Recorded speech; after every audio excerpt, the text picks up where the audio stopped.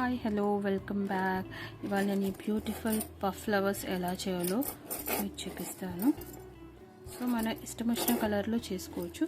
దీనికోసం మనం first and 2 colours, నేను base black and yellow colour తీసుకుంటున్నాను. సో ఇది చేయడానికి నేను 5 నెంబర్ నీడిల్ తీసుకున్నాను. 5 number or 3.0 mm crochet needle. So first మనం బ్లాక్తోనే బేస్ స్టార్ట్ చేద్దాము. సో దానికోసం మనం మ్యాజిక్ సర్కిల్ చేయాలి. మ్యాజిక్ సర్కిల్ ఎలా చేయాలో నేను మీకు చూపిస్తాను. మన 3 ఫింగర్స్ని మన థంబ్ ఫింగర్తో మనం ఇక్కడ యాన్ని పట్టుకొని మన ఫింగర్స్ చుట్టూగా రొటేట్ చేసుకొని దీన్ని ఈ క్రాస్ లాగా చేసుకోవాలి. క్రాస్ లాగా చేసుకొని మన లిటిల్ ఫింగర్తోనే పట్టుకోవాలి. దాంతో ఏదైతే కింద ఉందో ఈ యాన్లో నుంచి మనం క్రోషా ఇన్సర్ట్ చేసి ఈ బ్యాక్ యాన్ని ఫ్రంట్కి పుల్ చేసుకోవాలి. పుల్ చేసుకున్న తర్వాత ఈ యాన్ని మనం ఫింగర్కి చుట్టేసుకోవాలి. దాని తర్వాత ఫస్ట్ చైన్. సో ఈ చైన్ని మనం కన్సిడర్ చేయొద్దు పఫ్ ఫ్లవర్కి. నెక్స్ట్ సింగిల్ క్రోషే 1 2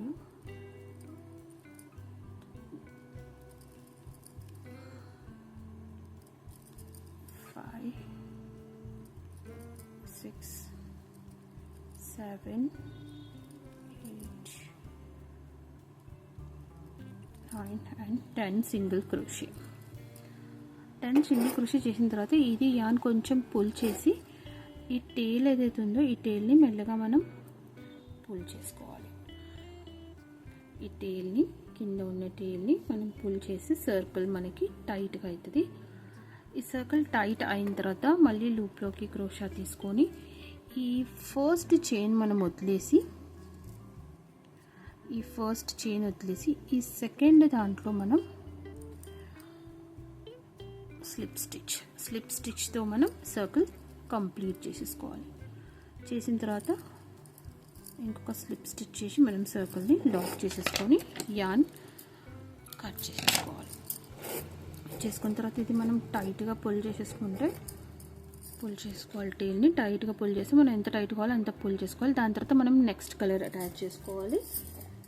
పఫ్ చేయడానికి పఫ్ ప్లెటర్స్ నేను ఎల్లో కలర్ తీసుకున్నాను. మీరు నచ్చిన కలర్ తీసుకోవచ్చు. సో ఫస్ట్ మనం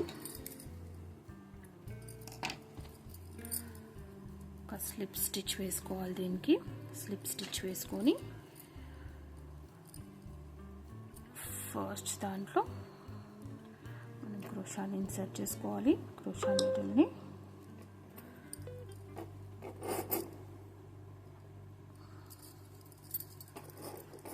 స్లిప్ స్టిచ్ని కొంచెం ఇలా పుల్ చేసుకొని మనం 3 చైన్ తీసుకోవాలి. ఫస్ట్ 1 2 and 3 సేమ్ లూప్లో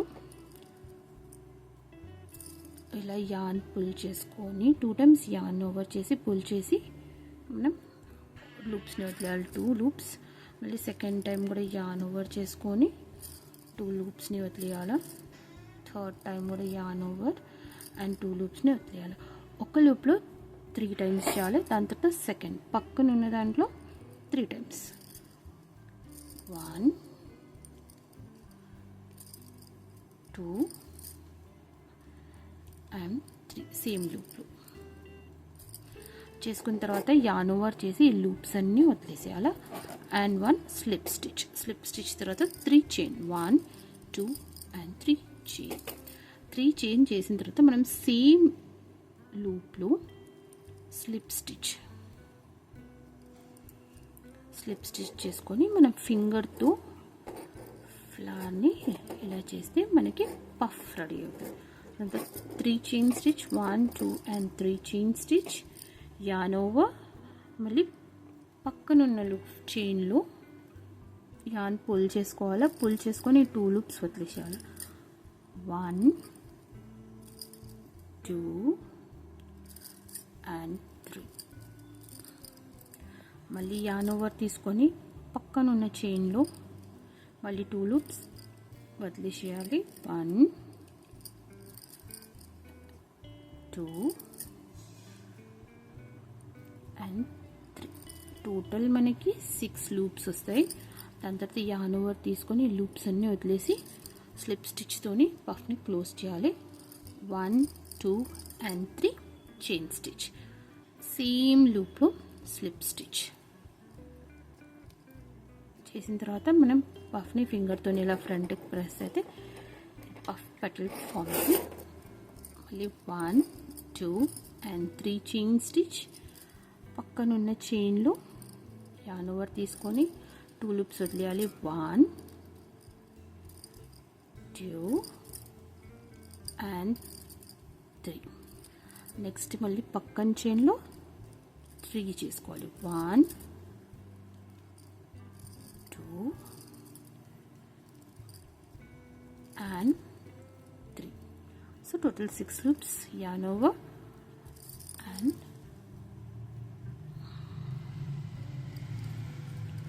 yarn over and slip stitch. 1 2 3 chain, same స్టిచ్లో స్లిప్ స్టిచ్ చేసిన తర్వాత పెటల్ని మన ఫింగర్తోని ఫ్రంట్ పుష్ చేయాలి. So again 1 2 and 3. Next చైన్లో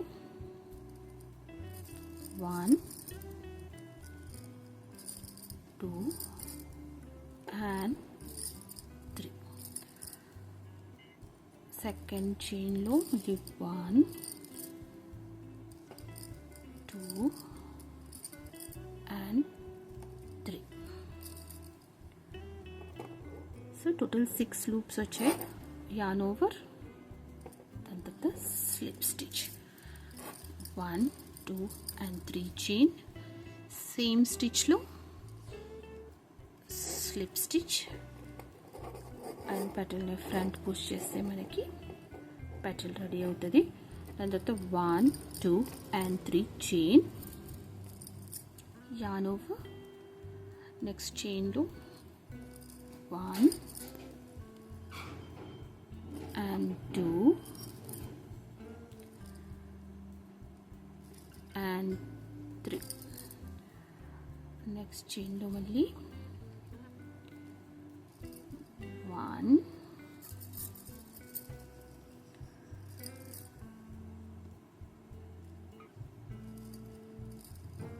2 and 3. Slip stitch. 3 chain, 1 2 and 3. Same chain లో slip stitch and chain. ఇంకా మనం ఇది ఇక్కడ లాక్ చేసేసుకొని యాన్ కట్ చేసేసుకోవాలి. దాని తర్వాత ఈ పెటల్ ఫింగర్తో మనము ఫ్రంట్ చేసుకోవాలి. దాని తర్వాత బ్యాక్ సైడ్ టర్న్ చేసి మన ఏదైతే టేల్ ఉందో దాంతో మనం టైట్గా పుల్ చేసుకోవాలి. టైట్గా పుల్ చేసుకుంటే మన ఫ్లవర్ రెడీ అవుతుంది. దాని తర్వాత మనం నాట్ వేసేసుకొని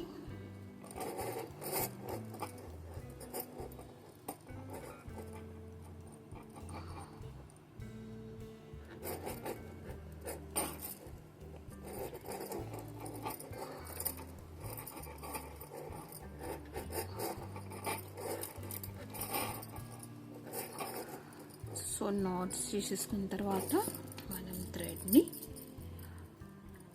కట్ చేసుకోవచ్చు, లేదంటే ఆ పెటల్ లోపలికి మనం ఇన్సర్ట్ చేసేయచ్చు.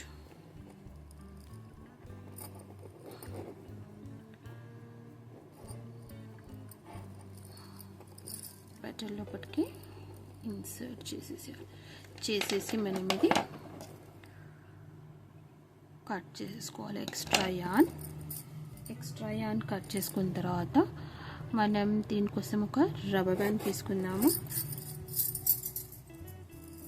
సో రబ్బర్ బ్యాండ్ తీసుకొని ఈ రబ్బర్ బ్యాండ్ దీనికి మనం గ్లూ గన్తో స్టిక్ అయినా చేయొచ్చు, లేదంటే గ్లూ గన్తో స్టిక్ అయినా చేయొచ్చు, లేకపోతే మనం రబ్బర్ బ్యాండ్కి టై చేయొచ్చు. దీనికోసం నేను 1.5 mm నీడిల్ తీసుకుంటున్నాను. So back side crochet insert చేసి ఈ థ్రెడ్ని మనం ఇలా పుల్ చేసుకోవాలి. దాని తర్వాత కొంచెం డిస్టెన్స్లో మళ్ళీ క్రోషా ఇన్సర్ట్ చేసి ఇంకొక ఎండ్ అయితే ఏదో ఉందో దాన్ని పుల్ చేసుకోవాలి.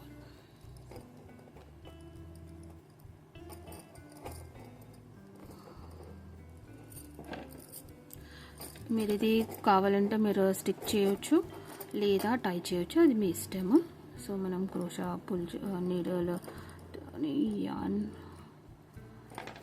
హెల్ప్తో మనం యాన్ పుల్ చేసుకోవాలి. యాన్ పుల్ చేసుకున్న తర్వాత దీన్ని టైట్గా నాట్ వేసేసుకోవాలి.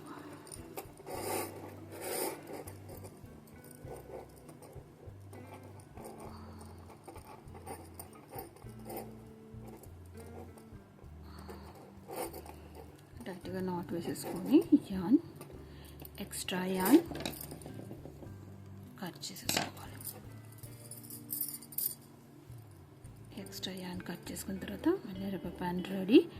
దీనికోసం మనం పర్ల్ తీసుకోవాలి. పర్ల్ తీసుకున్నాను హాఫ్ పర్ల్. మీరు గ్లూ హెల్ప్ యా గ్లూ గన్ దేంతోనైనా మనం ఈ పర్ల్ని స్టిక్ చేసేసుకోవచ్చు. సో బ్యాక్ సైడ్ కూడా మీకు టై చేయడం ప్రాబ్లం అనిపిస్తే మనం స్టిక్ చేసేసుకోవచ్చు. సో ఈ పర్ల్ని ఇలా స్టిక్ చేసుకోవాలి. So beautiful puff flower band ready. Thank you for watching.